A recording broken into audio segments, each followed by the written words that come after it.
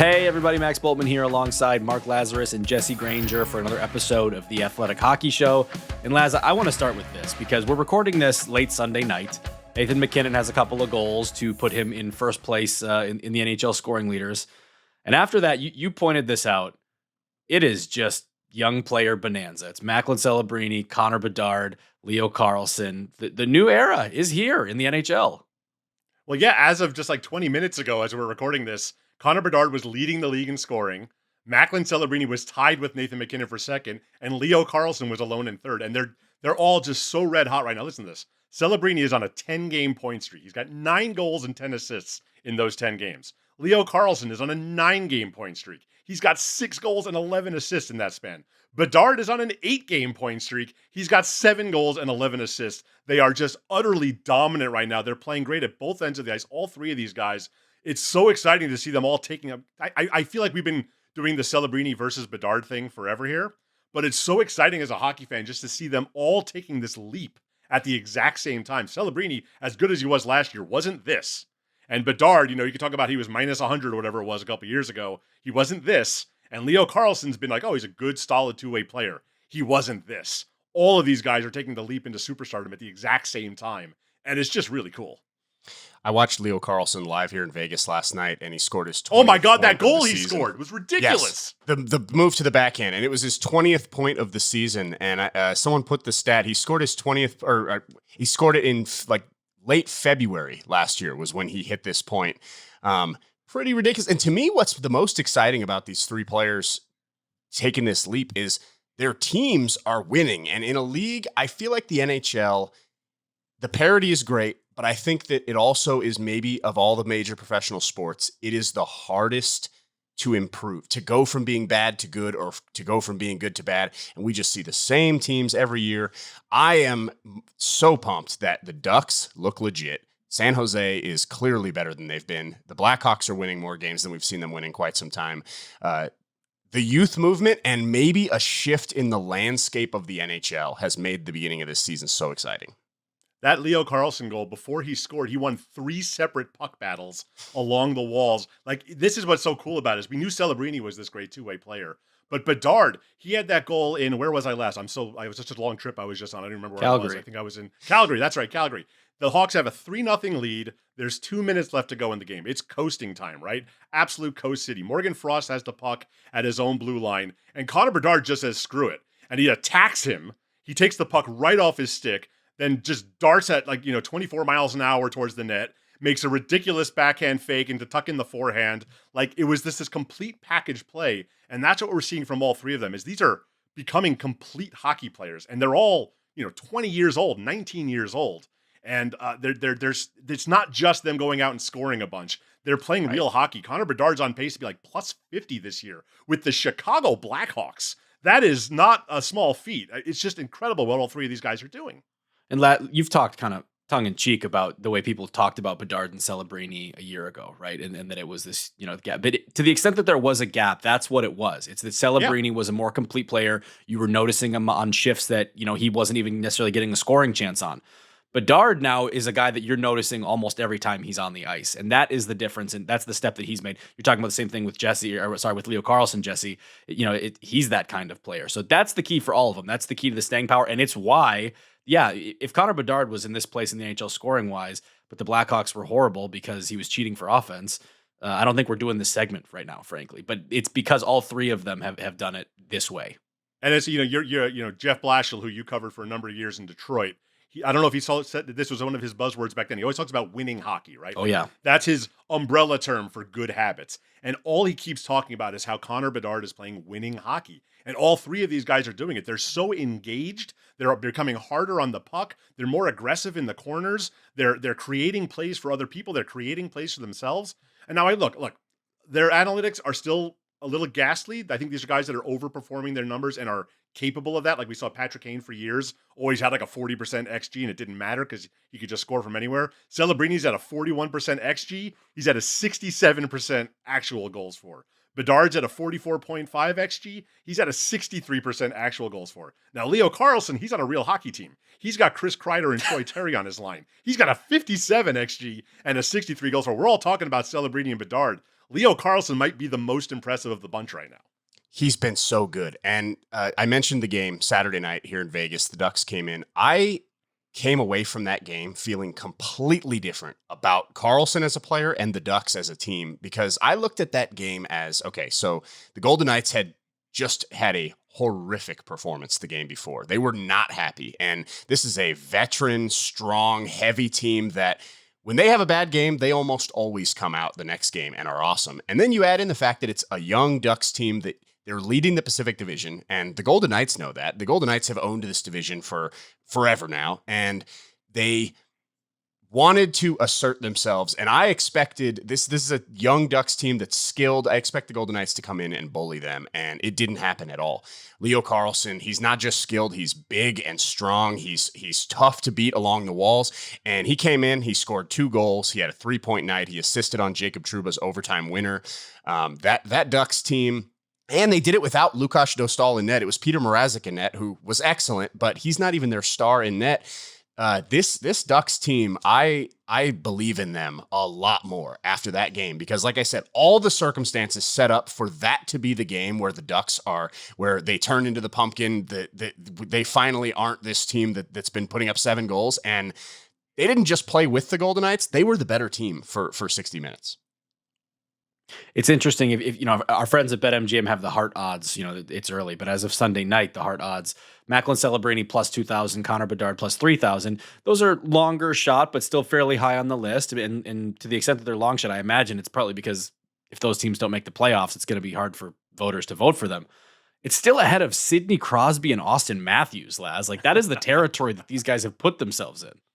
Well, if you look, when you see what the Ducks are doing, when you see what the Blackhawks they have had one bad game all year. They played 16 games. They got blitzed by Winnipeg in Winnipeg to start this trip, and it was terrible. They have been basically leading or tied entering the third period of just about every single other game they've played.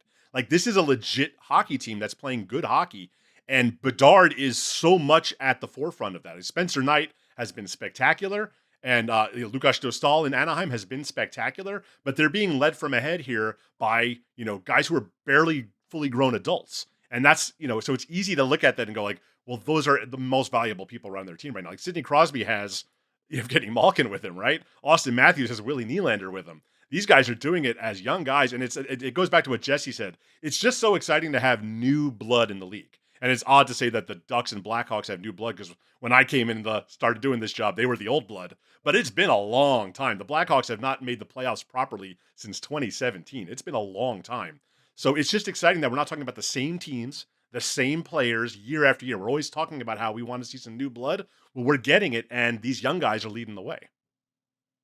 I'll say this: it's exciting now, but with how dominant they are and how good they look, I don't know how long it's going to be until we're sick of talking about these guys, because we're for 10 years from now, I feel like we're going to be talking about these 3 players dominating the league for 10 years. And when are we going to get someone else other than these 3? Because they look so good, and this is not a fluke. Like you mentioned, this is not sometimes you just go around the net and you get a hot point streak and all of a sudden the goals are going in. That is not what this is at all. This is 3 elite players leading teams and driving offense. Well, go ahead and sign me up for that problem. Let's take a quick break right there. We're going to come back with Jeremy Rutherford to talk about a team who has had not a lot going right to start this year. The St. Louis Blues. We'll be right back. All right, we're back, and we are joined now by Jeremy Rutherford in St. Louis. And JR, it's not like we've never seen the Blues start slow before, but I do think this has been a particularly frustrating one for people in St. Louis, right? I mean, they lose 10 out of 13 toward the end of that, right as they're starting to look like maybe they're getting right. They beat Edmonton, they shut out Buffalo, they blow a 2-goal lead yesterday and fall flat again. So I guess let me just ask it to you, like, what is going on there? Yeah, this has been something here in St. Louis, and not that anybody else around the league was projecting the Blues to be cup contenders or even get a couple rounds into the playoffs, but I think a lot of people here in St. Louis especially thought that with what they did after the Four Nations tournament last year, winning the 12 straight games, sneaking into the playoffs, taking Winnipeg, the President's Trophy team, to the brink of Game 7 and should have won it. If not for 2 6-on-5 goals, they would have been playing Dallas in the second round. You upgrade at center, bringing in Pius Suter, Nick Bjugstad. When I say upgrade, add depth to that position. And the strength of your team is the goaltending with Jordan Binnington, who did so well at the Four Nations and could be Team Canada's goalie for the Olympics. And Joel Hofer as the backup. It's a pretty good tandem. And this season has been anything but what people here in St. Louis expected. Everything that I just mentioned as a possible strength for this team coming in, it's been the exact opposite. And so, Max, the Blues were in Detroit. They were up 4-0 on the Red Wings, and they coughed up that game. They lost last night with 1.6 seconds to go in regulation. Seattle tied it and then won in overtime. So it's been just one difficult loss and one tough situation after the other for the Blues. Now, JR, you wrote not that long ago the story that no fan ever wants to read is that it's really not this bad. The underlying numbers are great. So I took a dive into some of these underlying numbers. They're hilarious. Like, this team has given up a league worst 3.88 goals against per game, despite being top 10 in shots against per game. So, like, they're suppressing shots, but giving up all these goals. And you look at some of the individual statistics, it's hilarious. Alexei Toropchenko, in 9 games, has a 52% expected goal share. The Blues have been outscored 8-1 with him on the ice. The save percentage with Toropchenko on the ice is .789. Cam Fowler has a 52 XG, and they've been outscored 18-9 with him. How do you explain that? I mean, the goaltending is awful. Is it just the goaltending being awful? Yes, it's not just the goaltending. Sorry, it is a lot more than the goaltending. And the best way that I can explain it, like when you talk about putting, your eye test to the numbers that you just mentioned, it's a situation where you will see the Blues go down, set up shop in the offensive zone. They'll have a couple good opportunities, maybe a backdoor, and the forward at the net doesn't have his stick down or he can't bear down and convert the goal.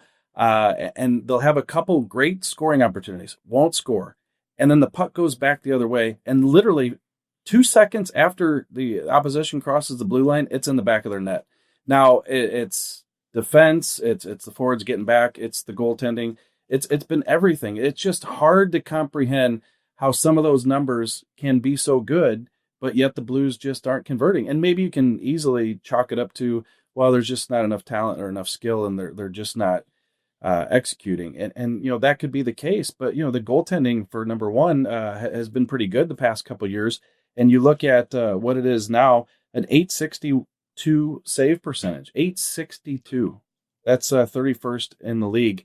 And it's been both goaltenders that have had trouble, Jordan Binnington and Joel Hofer. It's a situation where it's almost like, which one do you go to? We just went to this guy, and he got run out of the game, and now we're going back to Joel Hofer, and he's having trouble stopping a beach ball. It's just been very difficult to comprehend how this team became this way so quickly. You've mentioned the goaltending multiple times, and I don't understand. Going into this year, my hopes could not have been higher for this goalie tandem. And I do the goalie tier story where I talk to a handful of goalie coaches around the league and retired goalies, and these are people that know what they're talking about better than I do, better than anyone else does when it comes to goaltending. And they were all in on the St. Louis goaltending. Binnington got high score after high score. I had people saying that they think he could actually be in the Vezina conversation for the first time just because they thought Montgomery was going to bring a more defensive kind of style of play to this team, and maybe we'd see more consistency than we typically see out of Binnington, even at his best. And then I've got other guys that, like, I had, I think, 37 goalies in my list, and I had plenty of coaches ask me, why is Joel Hofer not on this list? Like, he's one of the best 30 goalies in the world. He'd be starting for some teams, but he just happens to be stuck behind a stud in Binnington. All of this, they have one of the best goalie coaches in the world, Dave Alexander. He's going to be the coach for Team Canada in the Olympics. He's been an excellent goalie coach in St. Louis. Everything was set up to be so good, and then it's just been a disaster. Like, do you think they need to turn to Hofer more, or do you think they need to maybe stop with the rotating and give it to Binnington, and maybe that gives him confidence? Like, if it was up to you, how do you handle it, JR? Well, I think that you still have two good goaltenders, and I think that both of these guys are capable of turning it around. But the team game has to be better, but these goalies have to come up with not just a big save, but a number of saves to give the team confidence that they can go out and play their game too. But it's just all the Blues being a lack of connectedness. And I think when you talk about the expectations for this pair, and you're right, I talk to similar people who have very high opinion of these two goalies. But, Jordan Binnington, that's a lot of talk and pressure and expectation about him potentially being the Team Canada goalie, right? So he knows that he's got to come out and have a great start to the season. And Joel Hofer, I'm going to go back to, I think it was against the Chicago Blackhawks, Laz. Hofer served up that pizza in front of the net. Mm-hmm. The Blackhawks score. And from that moment on, when he gave that up, it was about the next 3 to 4 games where he just couldn't stop anything. The teams were scoring on their first and second shots of the game, much less their first shot. And then it became a huge storyline. Neither goalie is performing. The team's not performing, and then it just snowballed from there. So, I personally think that these two guys still can get the job done, but it's up to Jim Montgomery to do his job, which he is doing. I think he does a great job in terms of getting these guys back playing together like they were after the Four Nations tournament. It's just completely disappeared. Jim Montgomery, as you guys know, is a pretty honest guy, and he said that I can't understand how it's hard to carry things over from year to year. We all know that, but how little has been carried over from last season.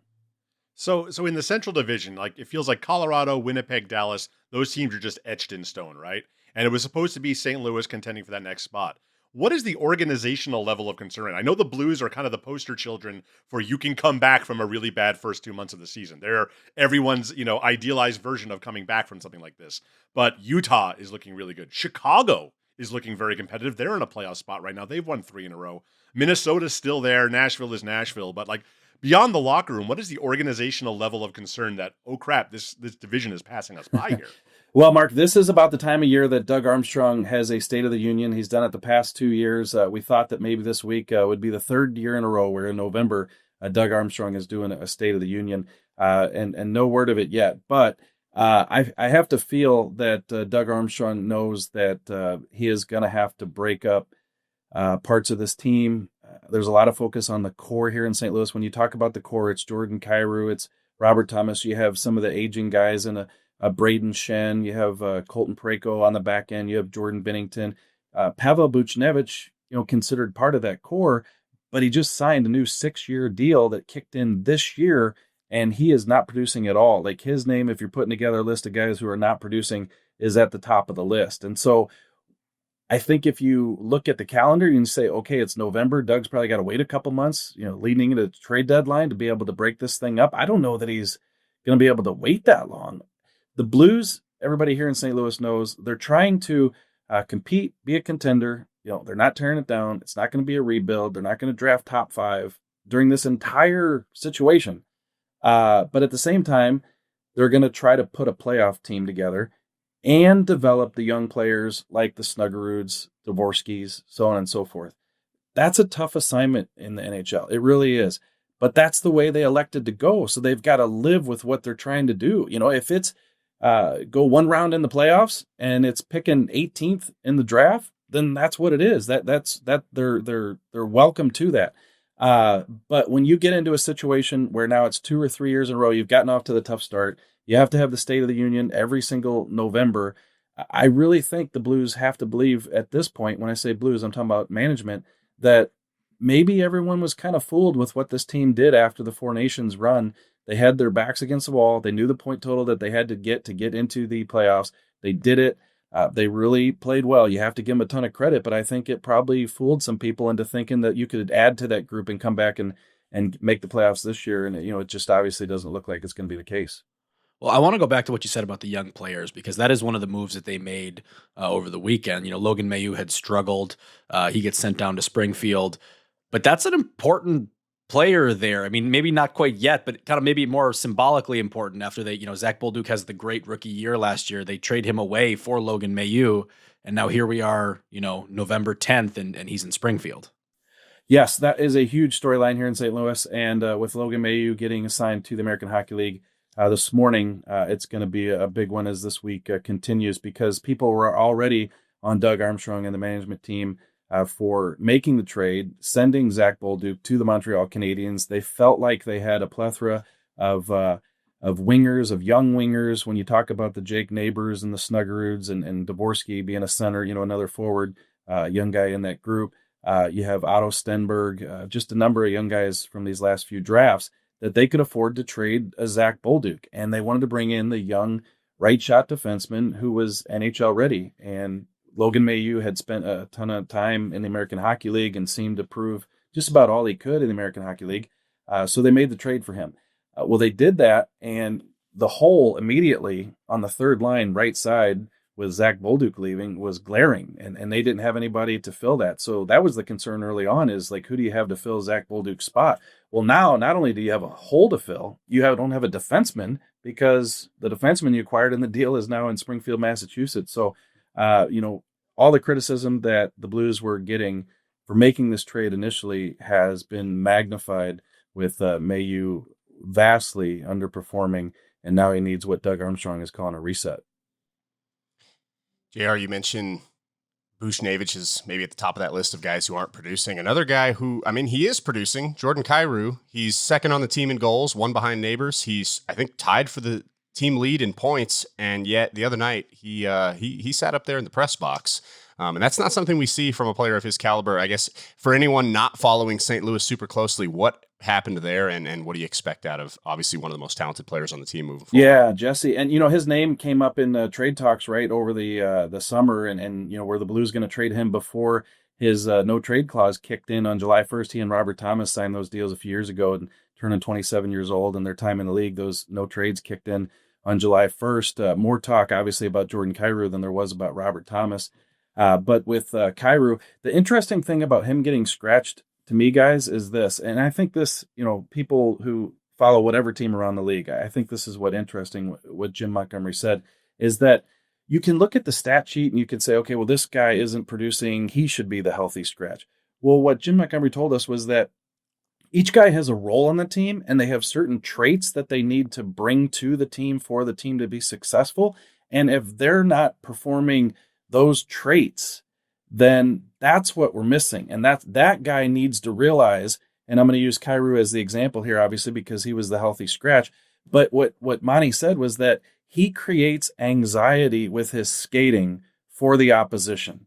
And he does. You guys have seen him. Once he gets the wheels going, it just makes people, tremble, right? You're like, oh, he's going to beat me wide. He's going to beat me up the middle. And he wasn't doing that. And that's one of his, best attributes. And so he had an 8-game point streak early in the season. If you're going to pick a guy to healthy scratch a couple nights ago, it would have been Pavel Buchnevich. It would not have been Jordan Kyrou. But they want Jordan Kyrou to understand that you can do X, Y, and Z, and you're not doing it. We're going to sit you, and hopefully when you come back, you'll be ready to play like that. Now, maybe they have to address that same situation with Pavel Buchnevich, but in terms of fulfilling the role that you have on the team, they felt like Kyrou was a guy who was coming up short on that, and that's why he got the healthy scratch. They do have Calgary up next on the schedule. If that's any consolation, that should be a game that St. Louis has a chance to get right in, especially at home, but we will see. Thanks so much for doing this, JR. We're going to take a quick break. Be right back with Peter Baugh to talk about the Metro. All right, we're back, and we're joined now by Peter Baugh. And Peter, I want to start with the team that you cover probably the most closely. You were in Detroit this week covering the Rangers, and they looked really good. That's been a common story for them when they go on the road this season. Then they go home, and they look like kind of another team entirely. So I want to start there and get your take on what is behind this whole Jekyll Hyde dynamic for the Rangers based on what arena they're playing in. It's truly one of the stranger starts to a season I've covered. I think a lot of last year, I was banging the drum that the Rangers weren't a very good hockey team. A lot of people maybe thought they were going to turn it around after their middle of the season skid, thought that this was a good team just kind of going through a tough stretch. And I was very adamant that I didn't think they were very good. This year, I don't think they're an amazing team, but I feel completely differently. I think that this is a solid hockey team.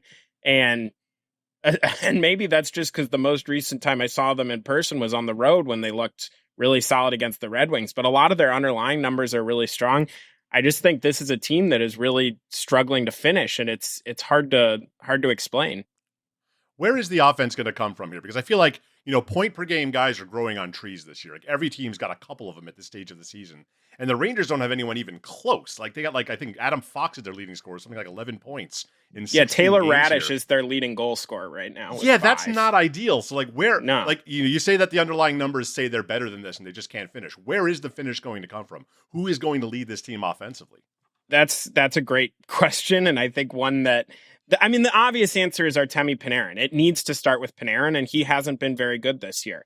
He's not finishing his chances as frequently as he was last year. He's generating a lot of offensive looks, but they're not all going in the net, other than in 2 games. He had a big game in Detroit that Max and I were at together, and he had a big game in Montreal in October. But it hasn't been working for Panarin. He mentioned all our coworker Vince Mercogliano that some of the pressure maybe of the contract is weighing on him, of him being on the last year of his deal. He said he doesn't think about it during the games, but he was kind of musing that maybe that's on his mind. But when you look at sources of offense, it's got to be him and it's got to be JT Miller. Those are the 2 guys that are most capable of bringing offense, or at least have the career highs to show that it is. The Rangers certainly hope is in there somewhere. Okay, for the record, in the Athletic Hockey fantasy team, I protected both JT Miller and Artemi Panarin, and I'm 0-5. So, well, JT Miller does seem like one of the obvious answers to that question, right? I mean, this is why they traded for him, because he could score a certain kind of offense that they're missing. Be hard around the net. JT Miller's been one of the highest scoring players in this league over the last several years, so he certainly would be one of the candidates to drive that offense. But Peter, at times this year, I've tried to kind of draw parallels between the Rangers and the Winnipeg Jets in terms of reliance on the goalie. The forward situation, they have some good top 6 lines, but maybe not the world's deepest team. I know some might debate that on the Jets side, but outside of really Adam Lowry, I don't really find their bottom 6 that threatening either. So the Jets are finding a way to get it done. The Rangers really haven't. And I look at that and I just say, well, yeah, they don't have their Kyle Connor. They don't have their Mark Scheifele production yet from Panarin and Miller, who to me are the obvious guys. Yeah, and I mean the interesting thing, and this is a much more complicated thing than I'm about to make it sound like, but it's funny about them wanting net front scoring and all of that. Chris Kreider does a lot of those things, and he's off to a really good start down in Anaheim. Now, I think to be fair to the Rangers, they don't get Vladislav Gavrikov without shipping away Kreider. There's a lot of, it was going to be hard to repair some of the stuff that went wrong with Kreider and Trouba last year. And so I think that's probably an unfair thing to say, but at the same time, they're definitely missing goal scorers. And I think some of this is going to balance out, but I think that ultimately it's a big concern. If they make the playoffs, that is, I think, perhaps the biggest thing that would separate them from being a true contender.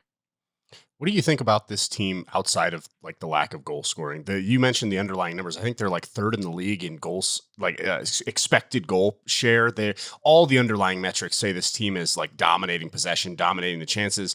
And yet the games I've watched, I feel like Jonathan Quick has been excellent in net. Igor Shesterkin has been excellent. And yet they're giving up a bunch of goals and they're not winning games. Is it just the lack of goal scoring, or do you think that there are other issues to this? Like you said, you think they're a better team. Do you think they're better everywhere? I think defensively they are infinitely better from last season. Last season was at points just a total mess on the defensive side. And this year they look a lot sharper under Mike Sullivan. I've been really impressed with what Mike Sullivan has brought. I think the team is more structured. I think it's defending harder. And maybe some of that is contributing to the offense. Maybe they're not taking as many chances and getting as many golden looks. But I think that defensively, this is a much better team than it was a year ago. And the guy we were talking about walking out of the building, Peter, that night Friday was Will Borgen, who I think's been obviously tremendous for them. That's why they lock him up. But I think that can be their identity. You go get Gavrikov, and now you got this Susie Borgen pair that on paper I wasn't sure what to make of it. Seeing it live, I think it's exactly what you want your second pair to be. So I think that's the identity they almost have to lean even further into, because that is where their strength is. Yeah. And it's going to be interesting to see how this team looks with Gabe Perreault in the lineup. They just called him up, and we were talking about the need for an offensive spark, and that's going to be, the Rangers are they're not calling Gabe Perreault up for defense. They're calling him up to get an offensive spark, and that's going to be a really important factor for them going forward because they're searching for offense, especially at home. Let's head out east to Elmont, hit another team in the Metro there. The Islanders, I don't know what to make of them right now. Bo Horvat looks like a true number one center right now. Ilya Sorokin is starting to come around. Matthew Schaefer is still maybe the most fun guy in the league to watch. It's so hard to tell anything with the standings that are this bunched up. Does this feel like a playoff contender to you? I mean, Jersey's doing what we expected Jersey to do. Carolina's doing what they always do. Pittsburgh, it's hard to make heads or tails of. Can the Islanders make a run at this? Well, Max and I were talking on the drive back from the Wings Rangers game the other night. We were discussing how there are just a lot of spots up for grabs in the East. How many teams do you guys think are true? You would bet a huge sum of money on to make the playoffs. There's maybe 5 or 6, and that leaves a lot of spots up for grabs. So I think there are teams like the Islanders that we might look up in March and suddenly they're still in this. What intrigues me about the Islanders, and something that I think that Matthew Darche is going to have to think long and hard about, is what do you do if you're kind of in the mix come the trade deadline? It's probably going to be a seller's market again because there's a lot of these teams who are going to be fighting. Do you capitalize on some guys who other teams are going to have a lot of interest in, whether it's Anders Lee, whether it's Pajot? There's a lot of these players that they could probably move for significant returns. And I'm curious, under Lou Lamoriello, it felt like every year they were taking a bit more of a short-term approach of trying to make the playoffs, trying to maximize what that year could be. And I'm curious under Matthew Darche, especially now that you have this foundational piece in place with Matthew Schaefer and you have some key forwards. Bo Horvat looks like a true number one center, like you were saying. How much of a long-term view do you take, or do you go for it and think that you have a real shot?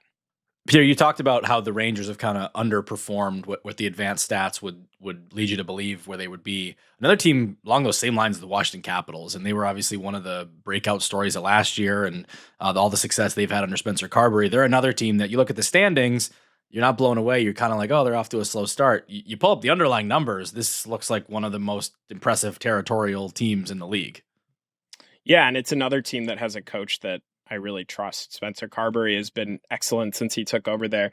What interests me with them is they had so many guys last year that had career years, or in Alex Ovechkin's case, not a career year, but certainly an uptick in production from what we saw in the few years before. And so it's interesting seeing if some of these guys maybe are just having slow starts, but are who of these players are going to be able to rebound and have similar production to what they had last year?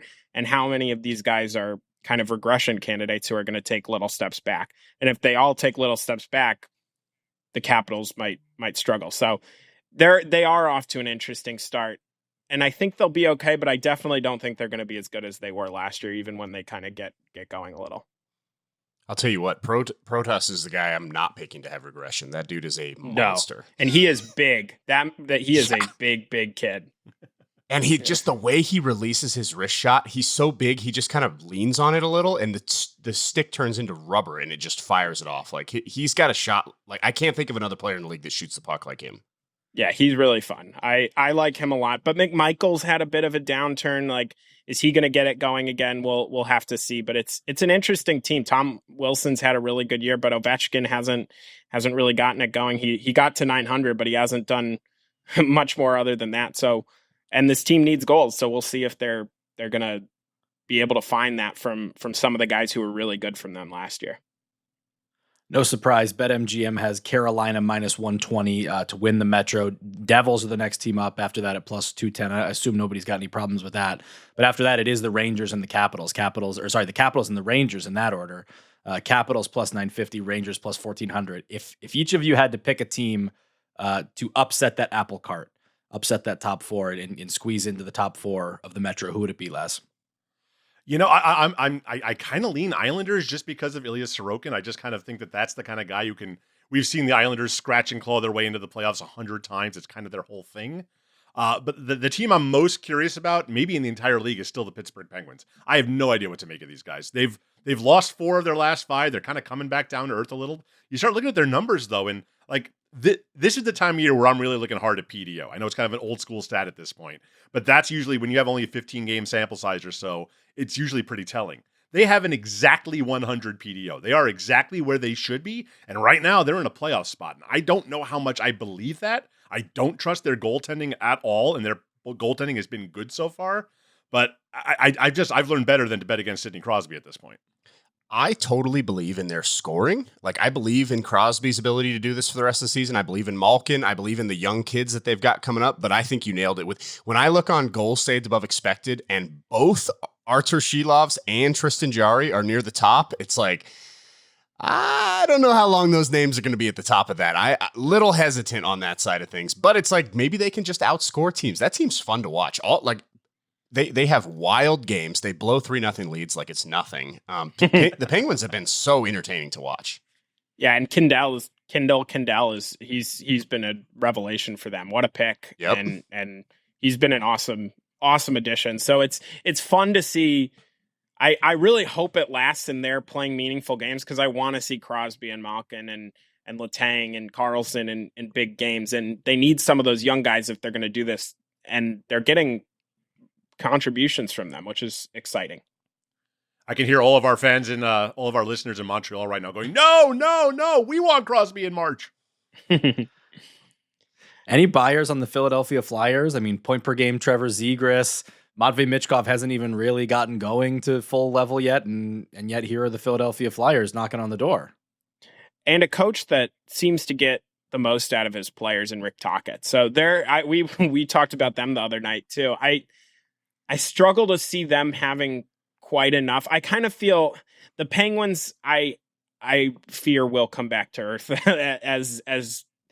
as Jesse said with their goaltending. It's hard to see that continuing, and they give up a lot. And the Flyers, I look at their roster and I'm not sure if there's enough talent there. Including in net. I mean, that might be the biggest flaw of the whole operation, Jesse. For sure. Peter, you're a big coach guy, huh? Well, it's hard not to be when you see the Rangers go from a porous defensive team last year to really defensively structured this year with a lot of the same personnel. It matters. It matters if you have a good one. It doesn't matter if you have a bad one. Right. Yeah.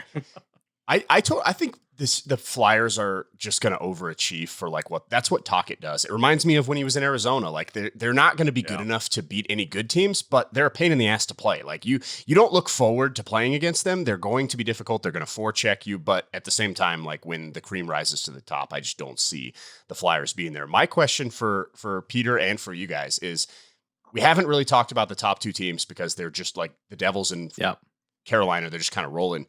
Which of those two teams are you more confident in right now? Like the Devils, we're finally seeing them healthy. They're exciting. They've got exciting players. Carolina, it's almost not exciting because they've just been doing this for so long, and then they always fall flat in the playoffs. Like, if you had to pick a team to hitch your wagon to right now between the top two teams that are rolling like we expected, who do you like better?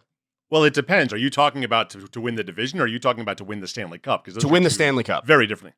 To win I'm the picking Stanley New Jersey Cup. then. I'm picking New Jersey then until Carolina proves it. And we've all seen it happen. We've hitched our wagon to them, and then got knocked off course pretty easily in the third round. Like, look, Carolina is a great team with a great system that works to a degree. And until they prove otherwise, I'm going to put my chips behind Jack Hughes, who is maybe my favorite player in the league to watch. Maybe one of the 5 best players in the world. I like their goaltending. Jake Allen showed that even they have 2 good goalies. Jake Allen was really strong when Markstrom was hurt. And that's a team that I believe in. Nico Hischier, it's just top to bottom. I think I would put New Jersey over Carolina right now. Big fan of what the Devils have done in the postseason then, Laz? Yeah, I was going to say. Hey, at least it's something new, right? At least it's something new. They haven't lost as many times. Their last 2 times in the playoffs, do you know who beat them? The Carolina Hurricanes. You fool me 17 times, shame on me. So I like both of those teams a lot. I think they both have really good rosters. The Hurricanes, to me, I loved their offseason. Getting Ehlers, getting Keandre Miller. I think Keandre Miller is a perfect fit in their system. Couldn't agree more. I think that team is, yes, we can say they haven't done it, but a lot of these teams haven't done it. And the Hurricanes have consistently put themselves in position to have a chance. So they have experience. They have really good players. And I think they've got a little bit more firepower than they did last year, certainly when they obviously they traded Natchez, who was a big offensive producer for them, brought in Rantanen. That didn't work out, and they took the long-term approach and went for Stankov. And so that wasn't a team that had a lot of firepower last year, whereas this year, it's still not a team. They don't have McKinnon and Makar and guys like that, but they have Ehlers, they have Keandre, who provides a bit of offense, and they've got all these young guys who I think are going to keep taking steps, like Jackson Blake, like Logan Stankov. And so to me, Carolina's the one I probably hitch my wagon to of those two teams, though I think that would be an excellent playoff series, and I think both of them are really good teams. I just trust Carolina's infrastructure more. I do too, but how many times have we all picked at the beginning of the season Dallas versus Carolina in the Stanley Cup final? How many times are we going to do it? Look at the last teams to win the cup, though. This is how it goes. Like Tampa Bay was the team that just couldn't get over the top, and then they finally did. Vegas was the same way. Colorado kind of was the same way. Like, I feel like these teams that win the cup are Florida. They lost in the final. Like, I don't know. I feel like Carolina's now, but I'll say that I think Carolina's probably the team I believe in more. But then I will also say Bruce Cassidy, the Golden Knights just played Carolina twice in a couple of games, and he said something super interesting that, like, we're always wondering, like, why does Carolina not get down to the playoffs? And he gave such a good answer. And he said, like, they pressure you so much all over the ice that you just have no time. And when you're not used to it, and it's like once out of 82 games, it just catches you off guard. And by the time you can adjust to it, it's too late and you've lost. They've got a 3-0 lead and it's over. In a 7-game series, you adjust to it, and all of a sudden their superpower, their pressuring that just overwhelms teams, just completely disintegrates. And that would lend you to believe that this isn't just a good team that hasn't gotten over the top. There's an actual reason they aren't winning in the playoffs, which is a little more troubling if you're a Carolina fan. And what's the big knock on Rod Brind'Amour? He does not make adjustments during series. This is exactly what happens every time they go up against a really good team. Yeah, but if we're talking about Metro Division teams, who's gotten farther in recent years? I mean, they've made the Eastern Conference final twice. The Rangers have made the Eastern Conference final twice, but certainly have had lower lows in between those between then and now than Carolina has. So I don't know. I think I understand they haven't done it before, but it only takes once. You only have to do it once to be remembered. And I'm not picking Carolina. Actually, I think I did. I always forget who I pick in the preseason. We always all pick Carolina. I think I probably did pick them going into the season. I really liked their offseason, and I feel like they've got more things they can trade if they want to upgrade some more at the deadline. Like, I saw them recently, and that team it was down Keandre Miller, it was down Jacob Slavin, and it was down another defenseman. I'm blanking on who. Gostisbehere. And they played the Rangers, who I know the Rangers can't score at home, but they had 3 rookie defensemen in the lineup. And those guys, they kind of got picked on a little bit for probably the first 10 to 15 minutes, and then they just survived for the rest of the game and were solid. Like, I feel like they can just plug anyone in there and they'll be a sufficient player, and that is so impressive to me. And I think you kind of just have to keep getting there, keep getting kicks at the can, and eventually maybe you break through, or maybe you don't, and it's a bummer, but I like what they're doing and I like their process. Yep, I'm with you. I'm on Carolina as well. That is going to do it for us. Thanks for listening to this episode of The Athletic Hockey Show. Remember to subscribe on YouTube at youtube.com/@TheAthleticHockeyShow to watch full episodes. A couple of Seans, a Frankie, plenty of hockey, all coming at you Wednesday. We'll talk to you soon. Thanks for watching. Make sure to like and subscribe and ring the bell to stay informed and catch new episodes every Monday, Wednesday, Thursday, and Friday. And in the meantime, you can join our Discord community. We'll see you there.